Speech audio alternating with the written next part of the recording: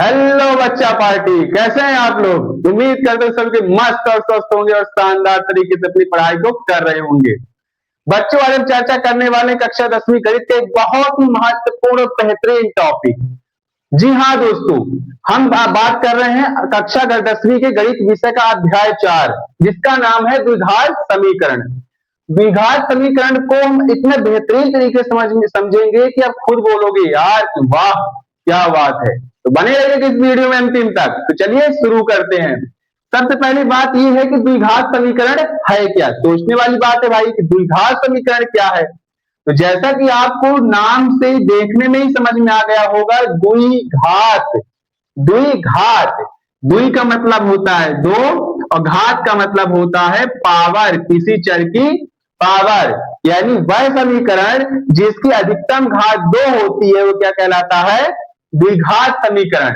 ठीक ना। अब कैसे लिख देते हैं कि वह समीकरण, वह समीकरण जिसकी अधिकतम घात 2 होती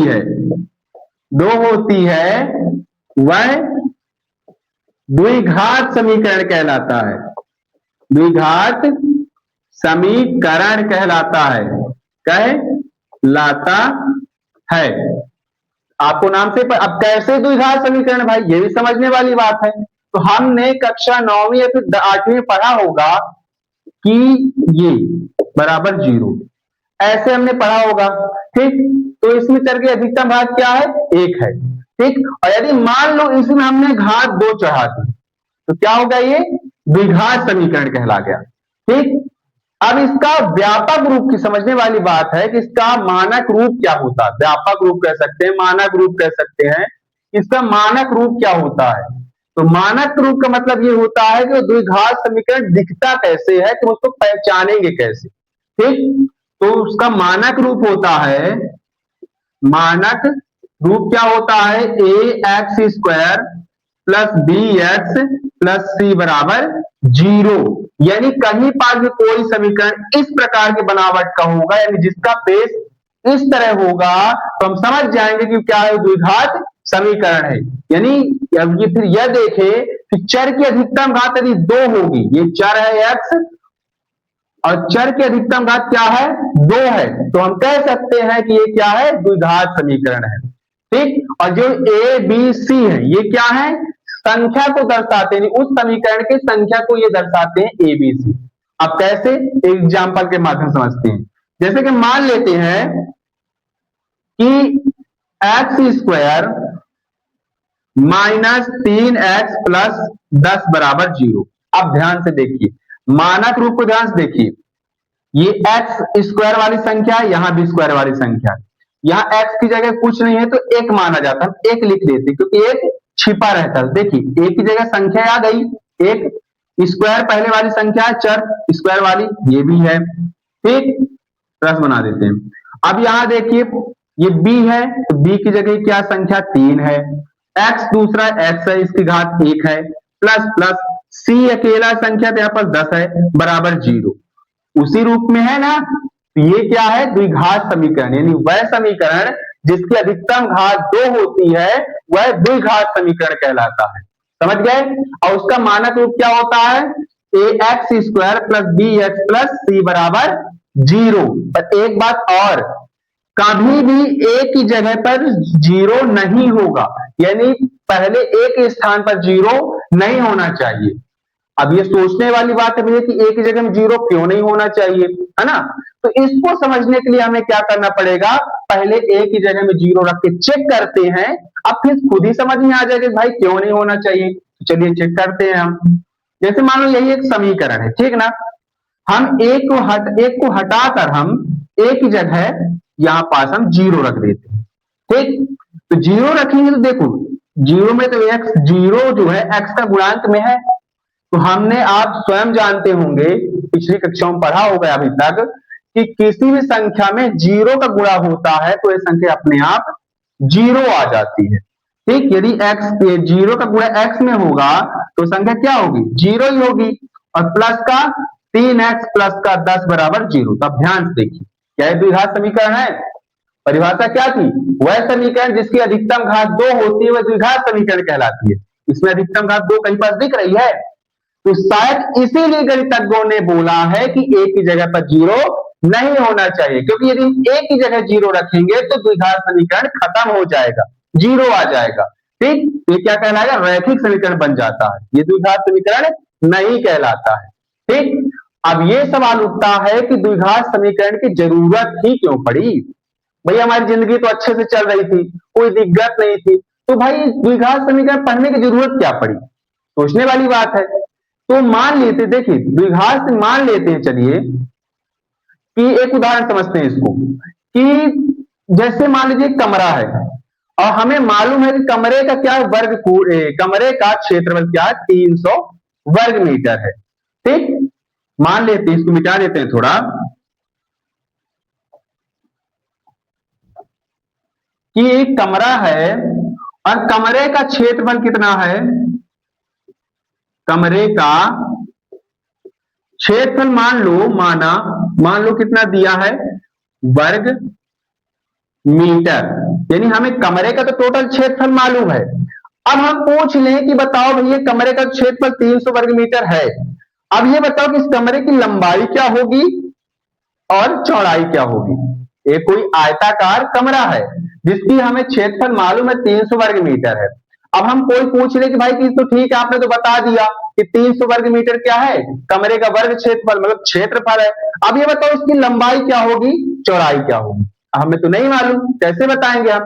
तो हम क्या करते हैं, मान लेते हैं कि माना कमरे की चौड़ाई क्या है, x मान लेते हैं, x है, एवं लंबाई क्या है, लंबाई मान लो कि दुगने से भी एक अधिक है। यदि x है तो इसकी लंबाई क्या होगी, दुगने से, यानी 2x प्लस 1 होगा। मान लेते हैं कोई सवाल आ गया कि लंबाई जब कुछ है ही नहीं, भाई आयताकार कैसे होता है, जिसमें क्या होती है, लंबाई ज्यादा होती है चौड़ाई कम होती है, ऐसी स्थिति आ जाती है। तो हम क्या करते हैं, तो मान लेते हैं कमरे की चौड़ाई x है एवं लंबाई क्या है, दुगने से भी एक अधिक है। ठीक, यानी लंबाई चौड़ाई से दुगनी है लंबाई और उससे भी 1 मीटर अधिक है। ठीक, तो हम मान लेते इतना है। ठीक, तो अब आयत का क्षेत्रफल क्या होता है, सूत्र, आयत का क्षेत्रफल बराबर होता है लंबाई गुणे चौड़ाई। ठीक, तो लंबाई तो हमारी क्या है, 2x प्लस 1 और चौड़ाई क्या है, x बराबर कितना, 300। ठीक, तो अब यदि x का 2x में गुणा करेंगे तो क्या आएगा, 2x² आएगा, 2 का x का 1 में गुणा करेंगे तो x आएगा, और ये 300 को हम बराबर के यहां पक्षांतर करेंगे तो माइनस का 300 आ जाएगा, बराबर कुछ नहीं तो 0। अब ध्यान से देखिए, द्विघात समीकरण बना, यानी आपने क्या समझा कि इस द्विघात, गणितज्ञों ने क्या सोचा भाई कि भाई इस तरह की कठिन से कठिन जटिल समस्याओं को हल करने के लिए उन्होंने द्विघात समीकरण का रूप बनाया, और इसके बाद वो इसमें आप सभी का मान रख के इसका मान निकालकर, x का मान निकालकर हम लंबाई और चौड़ाई निकाल सकते हैं। ठीक, तो गणितज्ञों ने यही दिमाग लगाया कि भाई इतनी जटिल समस्याओं को सरल करने के लिए क्या किया जाए, द्विघात समीकरण का निर्माण कर दिया जाए, जिससे लोग आसानी से इस तरह की समस्याओं को हल कर पाए, यानी सुलझा पाए। ठीक, यही कारण हुआ कि द्विघात समीकरण बनाने की जरूरत पड़ी। ठीक, अब ये है कि द्विघात समीकरण के मूल क्या कहलाते हैं, है ना, टॉपिक में अध्याय 4 में क्या है, मूल क्या कहलाते हैं। तो वह मान, यानी x का वह मान जिससे समीकरण पूरा हल हो जाए, ठीक, वही क्या कहलाता है, समीकरण का मूल कहलाता है। जैसे कि मान लो x² माइनस 3x प्लस का 10 बराबर 0 है। ठीक, तो हम क्या करेंगे, तो इसमें जो ये x के मान होंगे, यानी इस समीकरण का मान जो आएगा, याद रखना समीकरण में चर की जितनी अधिक घात होगी उसके उतने ही मान आते हैं। ठीक, x के उतने ही मान आएंगे, यानी उतने ही मूल आएंगे।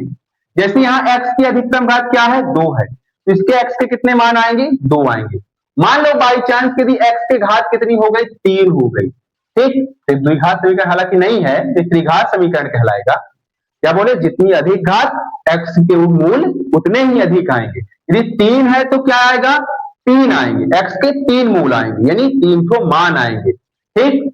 यदि x के में कोई भी घात नहीं है, रैखिक है, इसमें कोई भी घात नहीं दिखती, उसमें एक घात लगी होती है जो छुपी होती है, ठीक, तो इसके x के कितने मान आएंगे? एक ही मान आएगा। तो यही कि हमारी बात क्या चल रही थी? द्विघात समीकरण के बारे में।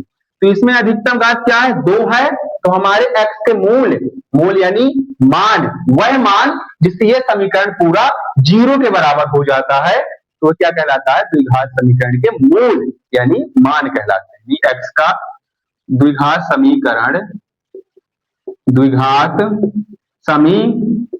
का मूल किसे कहते हैं? मूल प्रकृति मूल, कि वह x का मान जिससे समीकरण का पूरा हल हो जाता है, वह क्या कहलाता है? समीकरण का मूल कहलाता है, ठीक, समझ गए बात को? चलिए, अब ये ठीक है, हमने द्विघात समीकरण समझ लिया, ठीक। द्विघात समीकरण की मूल क्या होती है ये भी समझ लिया। द्विघात समीकरण की जरूरत क्यों पड़ी बनाने की ये भी समझ ले, कहां जरूरत पड़ती है। अब ये जानते हैं कि द्विघात समीकरण को हल करने की कितनी विधियां होती है, ठीक। तो समझ, इसको मिटा दें थोड़ा, तो आपकी जानकारी के लिए बता दें, द्विघात समीकरण की 2 विधियां होती है। पहली है गुणनखंड विधि। क्या है? गुणनखंड विधि, यानी पहली विधि में गुणनखंड विधि द्वारा इसका मूल ज्ञात कर सकते हैं, इसका x का मान निकाल सकते हैं। और दूसरी विधि है क्या? द्विघात सूत्र विधि, यानी सूत्र लगाकर हम हल करते हैं, ठीक। पहली विधि है गुणनखंड विधि, दूसरी विधि है द्विघात सूत्र विधि। पहले हम इसको समझने से पहले गुणनखंड विधि समझ लेते हैं, ठीक, बारी बारी से मिटा लेते हैं भैया। पहली क्या है हमारी? गुणनखंड विधि। अब देखिए गुणनखंड विधि से हम इस द्विघात समीकरण के मूल यानी इसका x का मान कैसे निकालते हैं। तो पहला क्या है? X square minus 30x plus का 10 बराबर 0, ठीक। अब हम क्या करेंगे कि यहां पास x है, x में कुछ नहीं लिखा, यहां पास एक छिपा रहता है, तो एक मान लेते हैं, ठीक। तो पहले का संख्या क्या है? 1 है, और लास्ट क्या है? 10 है, तो पहले का लास्ट वाली संख्या से क्या करेंगे? हम गुणा कर देंगे, तो 10 एक कम 10 आया, ठीक है। अब बीच में क्या है? 3x है, ठीक। तो हमें क्या करना है? 3x को हटाकर हमें 2 तो ऐसी संख्या ढूंढनी जिसको आपस में जोड़ें या फिर घटाएं, तो हमें क्या मिले? 3 मिले। आपस में 2 ऐसे, इसको हटाकर आपस में ऐसी 2 तो संख्या ढूंढना है, इसको आपस में जोड़ें या फिर घटाएं, तो 3 आए, और आपस में गुणा करें तो 10 आए। अब ये दिमाग में क्वेश्चन उठा होगा आपके कि किसको जोड़ना किसको घटाना, ये कैसे मालूम चलेगा? तो ध्यान से देखिए कि ये इससे पहले जो चिन्ह होगा ये बताएगा कि वो दो संख्याओं को जोड़ना है या फिर घटाना है। यदि यहाँ पास प्लस होगा तो इसके जगह जो 2 संख्याएं आएंगी तो उसको आपस जोड़ के पता करना पड़ेगा कि 3 आएगा, और यदि यहाँ पास माइनस है तो उसको घटाना पड़ेगा, समझ गए? तो चलिए, हमें तो मालूम नहीं मालूम, तो क्या करेंगे? इसी जो 10 का है गुणनखंड कर लेते हैं। तो क्या आएगा? 2 पंचे 10, 5 एकम 5, यानी क्या समझे? 5 में हम 2 घटाएंगे, एक मिनट, यहां पास माइनस था, शायद माइनस था, अभी तो आ नहीं रहा था, यानी 5 क्या है? 5, तो 5 में हम क्या करेंगे? 2 घटाएंगे तो क्या आएगा? 3 आएगा, अब 5 में 2 का गुणा करेंगे तो 10 आएगा। लिख लेते हैं, इसको हटाकर इन दोनों को लिख लेते हैं, लिख देंगे x square minus 5x minus 2x minus 10 बराबर 0, बना लिया। अब एक्स स्क्वायर माइनस ब्रैकेट बाहर कर लेते हैं, 5x माइनस और माइनस प्लस 2x माइनस 10 बराबर 0। अब देखो 4 ठो बन गए, 2 का हम जोड़ा बनाते हैं। अब यहां देखते हैं कॉमन क्या निकल रहा है, यहां पास एक्स स्क्वायर है यानी 2 ठो x, x गुणे x, और यहाँ पास क्या 5x है, यानी 5 गुणे x लिखा। तो कॉमन का मतलब क्या होता है, जो दोनों इसमें और इसमें जो दोनों मिल जाए, ये दोनों में है, तो x कहां चला गया, ये बाहर चला गया ब्रैकेट। बचा क्या इसके पास, x बचा और -5 बचा। इसमें भी आ जाओ, यहां पास 2x तो यहां पास है, लेकिन यहां पास x नहीं है, तो हम x को कॉमन नहीं ले सकते। क्या फिर 2 है, और तो 2 और यहां से 2 करेंगे, तो 10 से भी 2 निकालेंगे, 10 का गुणनखंड करेंगे, क्या है 2 गुणे 5, और ये क्या है 2 गुणे x, तो 2 और 2 दोनों में आ रहा है कॉमन, तो 2 को हम क्या करेंगे बाहर करेंगे, और जो बचेगा उसको हम अंदर कर लेंगे। इसमें क्या पहले में x बस बचा और दूसरे में क्या बचा 5, ठीक। यहां पास माइनस माइनस प्लस। अब देखो ध्यान से, बराबर 0, ये भी x -5, x -5, तो दोनों में से मैं कॉमन ले लेंगे, x -5 ये हुआ, और ये क्या है x +2, सॉरी, आया बराबर 0। अब इसके मूल निकालते हैं, तो क्या करेंगे, x -5 बराबर हम 0 लिख देते हैं, और यहां पास x +2 बराबर 0 लिख देते हैं। अब ये प्लस माइनस का 5 0 की जगह आएगा तो क्या बनेगा, प्लस का 5 बनेगा, और ये प्लस का 2 है, 0 की जगह आएगा तो माइनस का 2 बनेगा। ध्यान से देखिए, इस गुणनखंड विधि द्वारा हम 2 x के मूल निकाल लिए।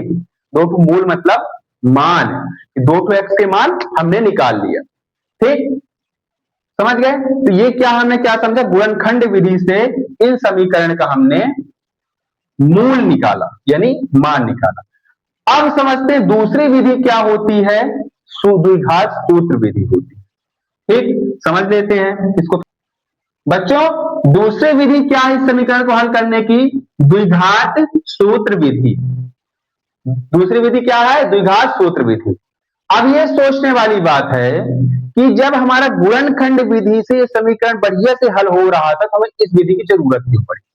सही बात है भाई, सोचने वाली बात है कि भाई जब सही सही गुणनखंड विधि से सिंपल हल हो जाता था, तो फालतू टेंशन भेजा फ्राई करने की क्या जरूरत थी। लेकिन नहीं दोस्तों, उन्होंने गणितज्ञों ने भी वो भी ऐसे ही सोचे होंगे, तो उन्होंने क्या सोचा, एक समीकरण मान लो x² + 5x + 6 बराबर 0, ये समीकरण। यदि मैं बोलूं कि इस समीकरण को क्या गुणनखंड विधि से हल कर सकते हैं, इसके मूल निकाल सकते हैं, ट्राई करिएगा, लेकिन आप पाएंगे कि इसका मूल सरलता से थोड़ी कठिन होगा। इस तरह के समीकरणों का मूल निकालना, यानी x का मान निकालना कठिन हो जाता है, ठीक। तो ऐसी ही समस्याएं कुछ पुराने गणितज्ञों के साथ में आई होगी, ठीक। तो उन्होंने सोचा कि भाई जैसे मैं परेशान हो गया, वैसे ही हमारे और आप जैसे लोग भी परेशान हो जाएंगे भाई इस तरह जटिल समीकरण को हल करने के लिए। तो उन्होंने द्विघात सूत्र विधि का निर्माण कर डाला, जिससे क्या होता है, इस तरह के कठिन जो जटिल थोड़ा समीकरण होते हैं, द्विघात समीकरण, उसको आसानी से हल किया जा सकता है, ठीक। तो इसको हल करने से पहले हम द्विघात सूत्र विधि से किसी भी समीकरण को हल करने से पहले यह समझ लेते हैं कि विविक्तिकर क्या होता है जी। यदि हमने विविक्तिकर नहीं जाना, तो हम इस टॉपिक यानी इस अध्याय 4 का कुछ भी नहीं जाना। बहुत ही महत्वपूर्ण टॉपिक है, तभी आपको समझ में आएगा कि विविक्तिकर क्या होता है और इसकी जरूरत क्यों पड़ी, ये क्या काम करता है। विविक्तकर यानी डिस्क्रिमिनेंट, ठीक, डिस्क्रिमिनेंट। तो बच्चों हम आपकी जानकारी के लिए बता दें कि ये जो विविक्तिकर होता है, ये एक प्रकार का सूत्र होता है जिसे हम d से प्रदर्शित करते हैं। डिस्क्रिमिनेंट को हम d से प्रदर्शित करते हैं। इसका सूत्र क्या होता है, b² - 4ac, 4ac, ठीक। अब ये इसकी जरूरत क्यों पड़ी, ये काम क्या करता है। तो यदि मैं आपसे पूछ लूं कि एक समीकरण चलो x² + 5x + 6 बराबर 0, ठीक, पूछ लिया। अब ये बताओ कि इस समीकरण में x का मान क्या होगा, ठीक, x का मान क्या होगा, या फिर कोई भी समीकरण ले लो और मैं डायरेक्ट पूछ लूं कि x का मान बताओ क्या होगा, तो आप क्या करेंगे, 1 घंटा में गुणनखंड निकालेंगे, फिर दो को मान गुणनखंड निकालेंगे, फिर उसके मूल पता करेंगे, समय बर्बाद। तो इसी काम को गणितज्ञों, देखिए हमारे कठिन से कठिन कामों को गणितज्ञों ने कितना सरल से सरल बना दिया, ठीक, तभी हम आसानी से इस तरह के सवाल हल कर पा रहे हैं। ठीक, तो आपने क्या देखा होगा कि ये जो सूत्र है, ये सूत्र क्या करता है कि ये संकेत है, यानी एक प्रकार के मूल बताने का काम करता है, यानी एक्स का मान आसानी से बता देता है। यानी हमें 1 घंटा गुणनखंड, किसी भी समीकरण में गुणनखंड करने की जरूरत नहीं पड़ेगी, डायरेक्ट इसमें हम इनका मान रखेंगे और इसके मूल आ जाएंगे, और यही बताता है कि इसके मूल किस प्रकार के हैं और किस तरह के आएंगे। ठीक, देखिए कैसे एक उदाहरण समझते हैं। इसके 2 मान होते हैं। यदि मान लो डी का मान, यदि डी का मान 0 से बड़ा होगा, यानी कोई प्लस वाली संख्या आएगी, समीकरण की कोई प्लस वाली संख्या आएगी, तब इसके 2 वास्तविक मूल होंगे। इसके 2 भिन्न भिन्न वास्तविक मूल होंगे। यानी यदि d का मान, यानी विविक्तिकर का मान यदि 0 से बड़ा होगा, 0 से बड़ा होगा, ये ग्रेटर देन यदि चिन्ह है, तो यदि d का मान 0 से बड़ा होगा तो इसके 2 भिन्न वास्तविक मूल होंगे, यानी x के 2 अलग अलग मान आएंगे। और यदि वहीं पास यदि d का मान 0 के बराबर हुआ, तब इसके कैसे हल होंगे? इसके 2 बराबर यानी समान हल होंगे। बराबर वास्तविक मूल, हमने मूल भी बता दिया था आपको क्या कहलाता है, x का मान 2 वास्तविक मूल होंगे। और यदि मान लो d का मान 0 से छोटा हुआ, यानी कोई माइनस वाली संख्या आंसर में आई, इसको यदि इसमें मान रख के हल करेंगे, और यदि कोई d से छोटा यानी माइनस वाली कोई संख्या आई, ठीक, तो इसके कोई भी हल नहीं होंगे, यानी इसको आगे हल करना ही नहीं, इसका कोई समीकरण का हल होगा ही नहीं, निकलेगा ही नहीं। ठीक, तो हमें पहले ही मालूम चल जाएगा, तो हम 1 घंटा गुणनखंड विधि के चक्कर में नहीं पड़े। ठीक, तो इसके कोई हल नहीं है। अब देखते हैं कैसे, समझ लेते हैं, थोड़ा इसको मिटा ले, इतना समझ गए ना? ठीक है, स्क्रीनशॉट ले लीजिएगा या फिर लिख लीजिएगा। अब देखते हैं कि एग्जाम्पल समझते हैं कैसे। जैसे क्या है कि एक्स स्क्वायर, हमने एक संख्या ली एक्स स्क्वायर माइनस 5x और प्लस का 6 बराबर 0। ठीक, अब क्या है कि चलो हम इस सूत्र में इन सभी समीकरण के मान जो हैं, ये जो चर के यानी x के गुणांक हैं, इसको रख के हल करते हैं। अब देखते हैं इसके हल कैसे होंगे। तो हम लिख देते हैं सूत्र d बराबर b स्क्वायर माइनस 4ac।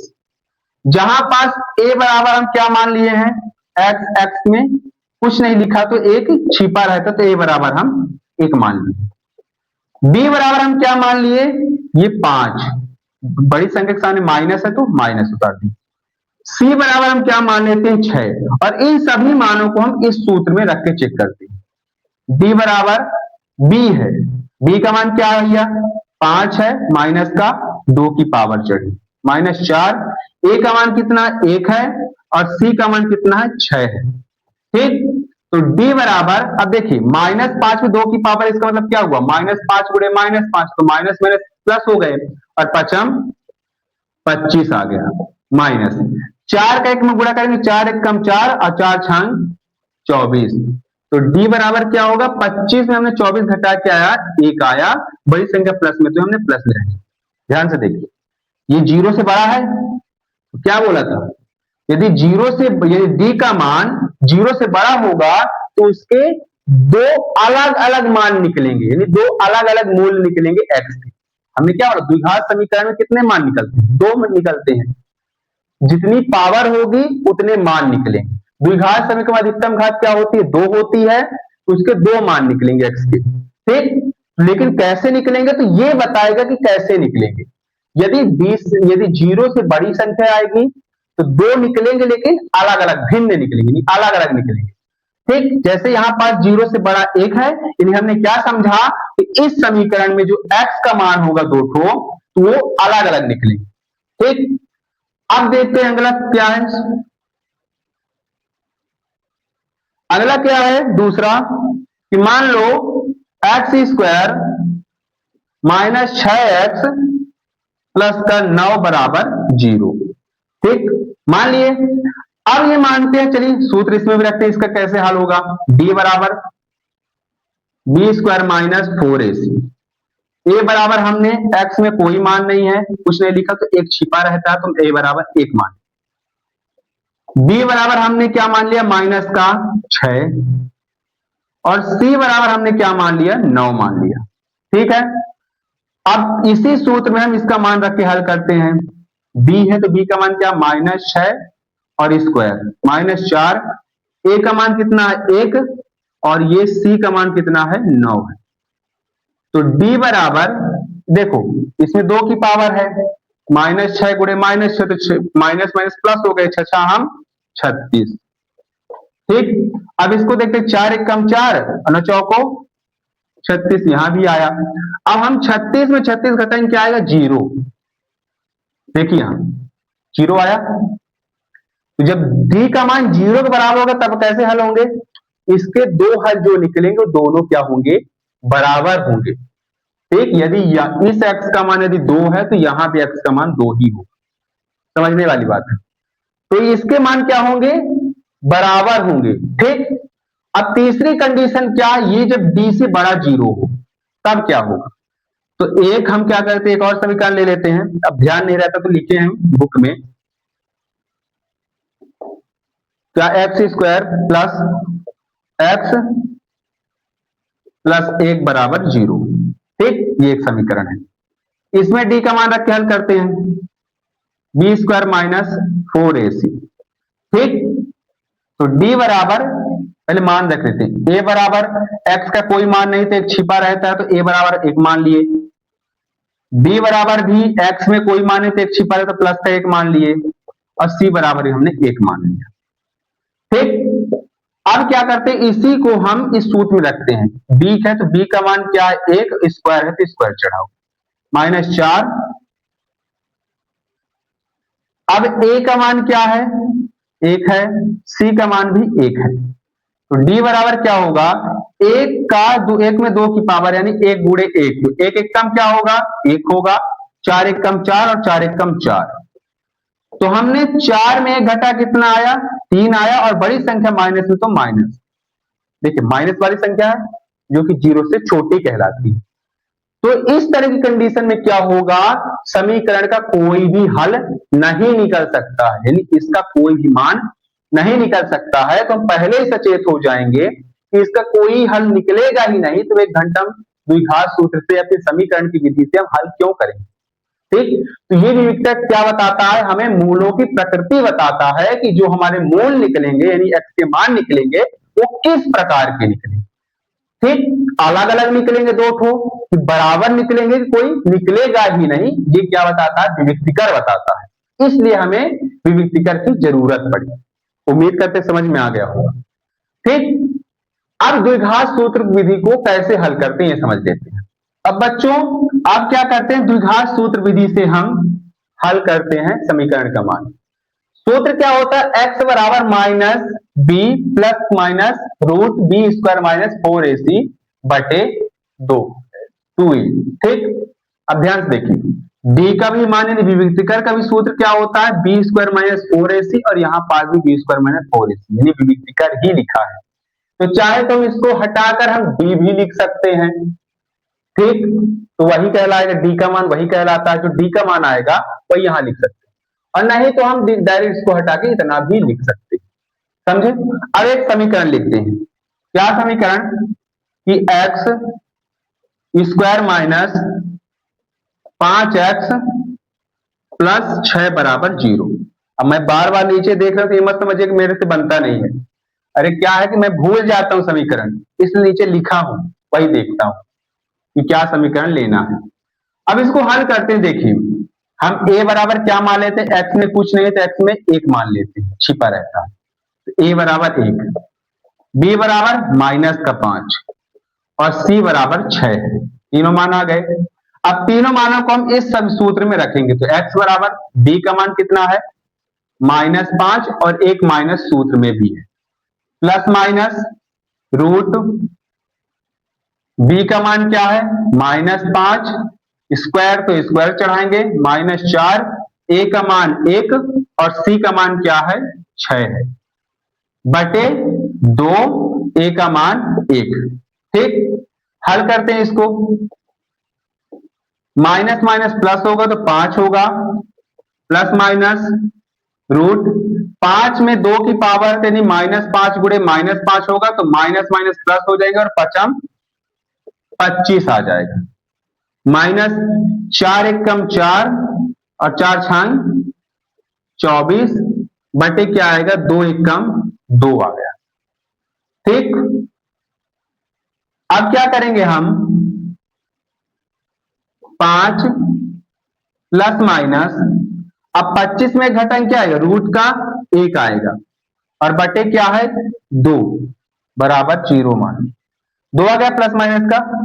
अब इसके दो मूल कैसे निकलेंगे, इसमें क्या लिखा है 5 प्लस और माइनस दोनों रूट 1 बटे 2 है, यानी एक प्लस का होगा और एक माइनस का होगा, तो लिख देंगे, यहां पर जगह थोड़ी कम है। तो क्या होगा, एक प्लस का मान के चलते रूट 1 बटे 2 बराबर 0 और एक माइनस का मान के चलते हैं माइनस 1 बटे 2 बराबर 0। ठीक, अब इसके मान हम निकाल सकते हैं आगे, ये एक प्लस का हुआ और एक माइनस का हुआ। ठीक, इसके आगे भी आप हल कर सकते हैं। ठीक, वीडियो लंबी हो जाएगी इसलिए यहीं पास रोकते हैं।